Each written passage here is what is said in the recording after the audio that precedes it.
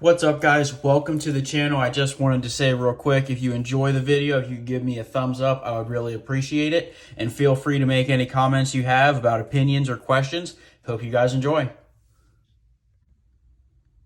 All right, guys, today we are going to talk about my first Spyderco purchase.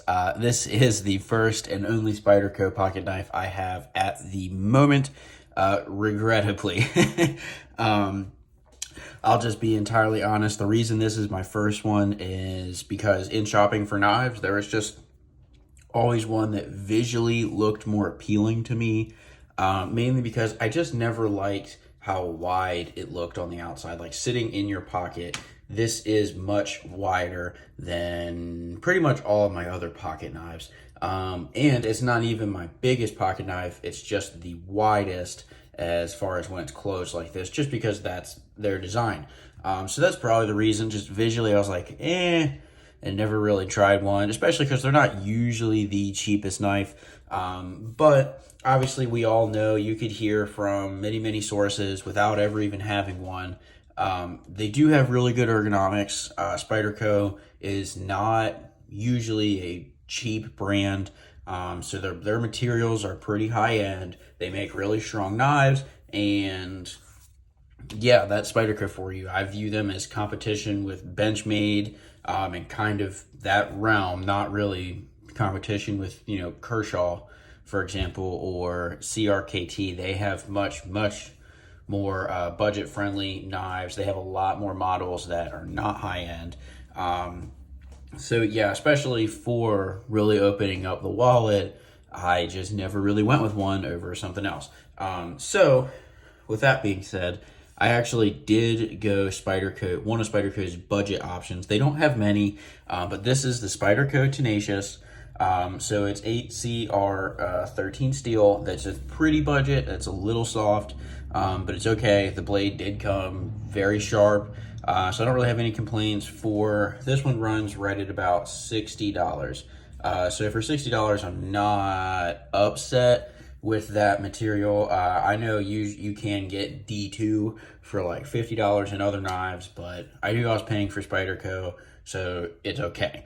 But the action has been really good. I love the flipper action. Obviously, we all know Spyderco does the big thumb hole. It's really easy to flip, fun to flip with either side of the knife there, so that's really awesome. They did a really good job with the handle, I thought. Obviously, they have the stainless steel on the inside, but the outside, it's like they're like the plastic cover, but it is very grippy. They did a nice job with that. And for the clip, you can keep it here, you can put it here, or either side down here. So that's some nice options. Yeah, like I said, blade did come very sharp, and after using it, it really does have very good ergonomics. I don't necessarily love how they look, the shape of them, just visually, nothing to do with how they actually perform, feel, or what they're like in use.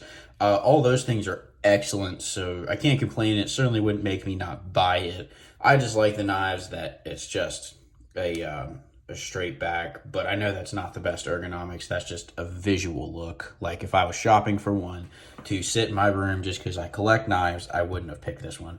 But for actually carrying and using this one itself is a good option. Like I said, it's about $60, so it's certainly within a budget. And I know this knife has been kind of considered like maybe a benchmark or standard for all pocket knives, just based on the quality it does hit, blade sharpness, and ergonomics. So overall, I have no complaints. Do really like Spyderco, especially this knife. I'm really excited to try some other Spydercos. Right now, I'm looking at the Para 2 and 3, but those are certainly not $60. So I'm going to try and make my choices, make the correct choices. If you have any opinions on the Para 2 or 3, or maybe I'm looking at completely the wrong Spyderco option, let me know in the comments. But that's kind of maybe a little hint of what will be coming on later in the channel. If you're interested, definitely hit the subscribe button. You're going to see all kind of content like this in the future. But yeah, I kind of am regretting now that I didn't try Spyderco sooner.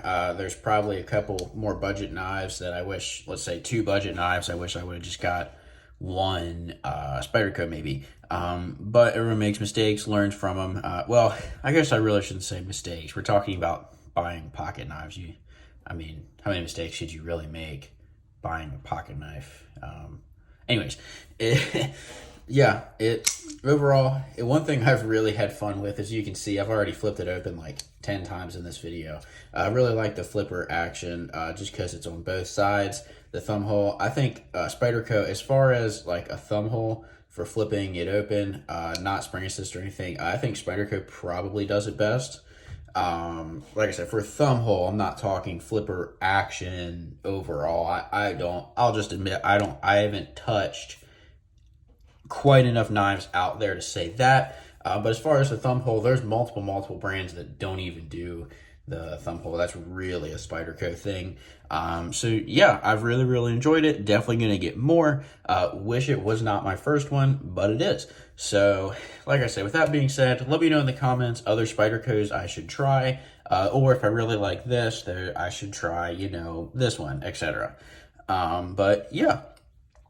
If you guys also have any other suggestions, questions, or anything, just leave it in the comment on any video. Like if you're looking to see this, one thing I haven't really done a lot of on the channel yet, for example, is flashlights. I have a couple EDC flashlights.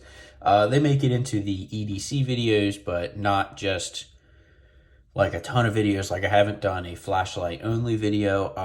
So just kind of, for example, if that's something that you want to see, just let me know and I'll certainly add it to the list and it'll be out soon. With that being said, if you guys could give me a thumbs up and if you like this, please subscribe. You'll be seeing lots more content.